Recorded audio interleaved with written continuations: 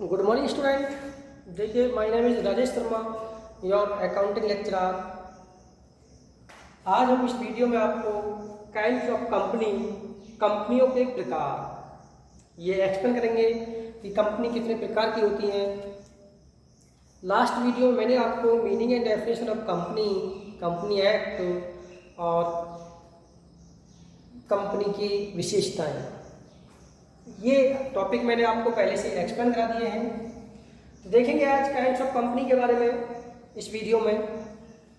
First, सीमित दायित्व वाली कंपनी। ये आपको मैंने 11 टाइप्स दिए हैं कंपनी के, सभी को एक एक टाइप करके मैं आपको एक्सप्लेन कराऊंगा। बहुत ही आसान टॉपिक है। तो फर्स्ट पॉइंट है सीमित दायित्व वाली कंपनी। देखिए, इस प्रकार की कंपनी के सदस्यों का दायित्व सीमित होता है, यानी कि इस प्रकार की जो कंपनी के सदस्य होते हैं या अंशधारी होते हैं उनका दायित्व सीमित होता है, एक लिमिट में होता है। जैसे कंपनी के किसी सदस्य ने, सपोज करो कंपनी के किसी सदस्य ने 2 लाख रुपए के अंश खरीदे। कितने रुपए के अंश खरीदे? 2 लाख रुपए के अंश खरीदे। तो उस सदस्य का दायित्व सीमित हो गया कि ओनली उस सदस्य को या उस अंशधारी को कितने रुपए देने कंपनी को? 2 लाख रुपए ही देने, उससे अधिक नहीं देंगे, चाहे कंपनी को हानि हो या लाभ हो। यानी कि हानि की दशा में सिर्फ 2 लाख रुपए ही दिए जाएंगे। नेक्स्ट, सेकंड पॉइंट, असीमित दायित्व वाली कंपनी। देखिए स्टूडेंट, असीमित दायित्व वाली कंपनी ऐसी कंपनी के सदस्यों या अंशधारियों का दायित्व असीमित होता है। यानी कि यदि कंपनी को कोई आवश्यकता होती है या लगातार हानि होती है तो सदस्यों को अपनी पूंजी से अधिक पैसा भी देना पड़ सकता है, यानी कि अपनी अंशों की रकम से भी अधिक कंपनी को आवश्यकता के समय रुपया दिया जा सकता है, यानी कि धन देना पड़ सकता है। जैसे किसी अंशधारी ने, अभी जैसे मैंने बताया था कि 2 लाख के अंश खरीदे, 2 लाख के अंश खरीदे और कंपनी को बहुत आवश्यकता है पैसे की। 2 लाख तो वो दे चुका, 2 लाख तो वो दे चुका, लेकिन असीमित दायित्व वाली कंपनी में अब कंपनी को हानि हो रही है या कंपनी को पूंजी की आवश्यकता है तो उससे और रुपया भी प्राप्त किया जा सकता है और पूंजी भी प्राप्त की जा सकती है, जैसे 50,000, 60,000, 1 लाख, यानी कि जैसी कंपनी को आवश्यकता है। तो इस प्रकार के कंपनी का जो दायित्व होता है वो असीमित होता है, अपने अंशों की राशि से अधिक पूंजी भी देनी पड़ सकती है। Third point, private company. देखिए, प्राइवेट कंपनी कौन सी कंपनी होती है? वह कंपनी जिस कंपनी की पेडअप कैपिटल 1 लाख रुपए हो, पेडअप कैपिटल 1 लाख रुपए हो या उससे अधिक हो, निर्धारित उससे अधिक किया गया हो, लेकिन कम से कम 1 लाख रुपए पेडअप कैपिटल हो, वह छोटी कंपनी प्राइवेट कंपनी कहलाती है। प्राइवेट कंपनी के आगे, नाम के आगे प्राइवेट जोड़ना आवश्यक होता है, अनिवार्य होता है। जो प्राइवेट कंपनी, जैसे मोहन प्राइवेट कंपनी लिमिटेड, ठीक है। तो इस प्रकार से प्राइवेट कंपनी के आगे प्राइवेट शब्द का प्रयोग करना अनिवार्य होता है। प्राइवेट कंपनी वह कंपनी होती है जिसके सदस्यों की संख्या न्यूनतम 2 तथा अधिकतम 200 होती है, वह प्राइवेट कंपनी कहलाती है। नेक्स्ट पॉइंट, सार्वजनिक कंपनी। देखिए, सार्वजनिक कंपनी की जो पेडअप कैपिटल है वो 5 लाख होती है लगभग। जिस कंपनी की पेडअप कैपिटल 5 लाख होती है या 5 लाख से अधिक होती है वो सार्वजनिक कंपनी कहलाती है। सार्वजनिक कंपनी के सदस्यों की संख्या न्यूनतम 7 तथा अधिकतम पर कोई प्रतिबंध नहीं होता है, यानी कि सार्वजनिक कंपनी के जो सदस्य होते हैं वो मिनिमम 7 और मैक्सिमम में कोई भी सदस्यों पर प्रतिबंध नहीं होता है। जितने हमारी कंपनी के अंश होते हैं, अंशों के बराबर भी कंपनी के सदस्य हो सकते हैं।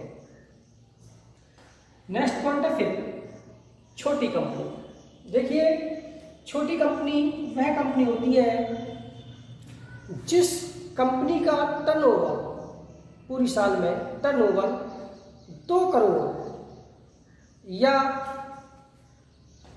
20 करोड़ निर्धारित किया गया है। यानी कि जिस कंपनी का लास्ट ईयर का टर्नओवर 2 करोड़ हो तथा भविष्य के लिए अधिक से अधिक 20 करोड़ का टर्नओवर निर्धारित किया गया हो, वह कंपनी छोटी कंपनी कहलाती है। 6 पॉइंट, देसी कंपनी। देसी कंपनी, देखिए देसी कंपनी का मतलब है यहाँ इंडियन कंपनी। देसी कंपनी का मतलब क्या होता है? Indian company. यानी कि देसी कंपनी वह कंपनी होती है जिसका रजिस्ट्रेशन या पंजीकरण किसी भारतीय कंपनी अधिनियम के द्वारा किया गया हो। देखिए स्टूडेंट, ऐसी कंपनी जिसका रजिस्ट्रेशन पंजीकरण किसी भी भारतीय कंपनी अधिनियम के अंतर्गत किया गया हो तथा जिसका व्यापार स्थान भी भारत में हो या भारत में हो, ऐसी कंपनी देसी कंपनी कहलाती है। ओके स्टूडेंट, नंबर 7 पॉइंट, विदेशी कंपनी। देखिए, विदेशी कंपनी वह कंपनी होती है जिसका व्यापारिक स्थान तो भारत में हो, लेकिन जिसका पंजीकरण या रजिस्ट्रेशन किसी विदेशी अधिनियम के अंतर्गत किया गया हो। यानी कि ऐसी कंपनी जिसका रजिस्ट्रेशन या पंजीकरण किसी विदेशी अधिनियम के अंतर्गत किया गया हो तथा जो व्यापार भारत में करती हो, वह विदेशी कंपनी कहलाती है। हमारे भारत में बहुत सी फॉरेन कंपनी है जो इंडिया में वर्क कर रही है, इंडिया में अपना व्यापार चला रही है। नंबर 8 पॉइंट, वैधानिक कंपनी। देखिए, वैधानिक कंपनी वह कंपनी होती है जिसका स्वामित्व ये केंद्र सरकार या राज्य सरकार के हाथ में होता है। ठीक है, जिसका स्वामित्व या चलाने का अधिकार केंद्र सरकार या राज्य सरकार के हाथ में होता है, वह वैधानिक कंपनी कहलाती है। जैसे LIC कंपनी, भारतीय रिजर्व बैंक या उत्तर प्रदेश वित्त निगम, ये कैसी कंपनी है? ये वैधानिक कंपनी है। ओके स्टूडेंट, नेक्स्ट पॉइंट, सरकारी कंपनी। ऐसी कंपनी जिसका स्वामित्व सरकार के हाथ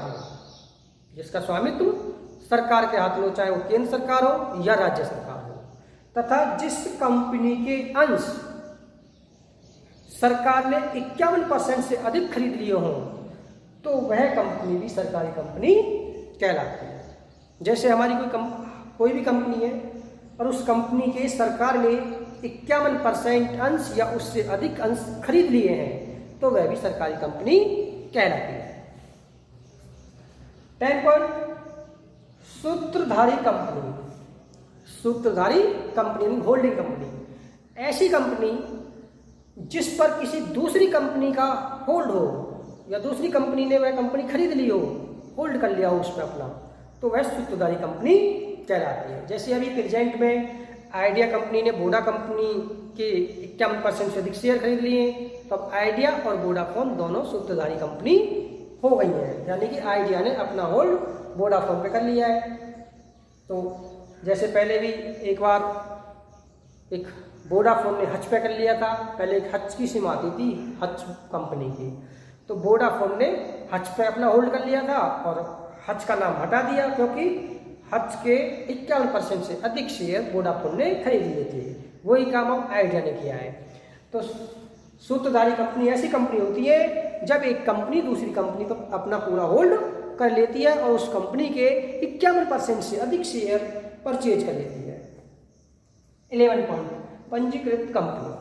देखिए, पंजीकृत कंपनी वह कंपनी होती है जिसका पंजीकरण या रजिस्ट्रेशन किसी भी भारतीय कंपनी अधिनियम के अंतर्गत किया गया हो। जैसे भारतीय कंपनी अधिनियम 2013 या भारतीय कंपनी अधिनियम 1956 या किसी भी भारतीय कंपनी अधिनियम के अंतर्गत जिस कंपनी का पंजीकरण या रजिस्ट्रेशन होता है, वह पंजीकृत कंपनी कहलाती है। और 12 एक व्यक्ति वाली कंपनी।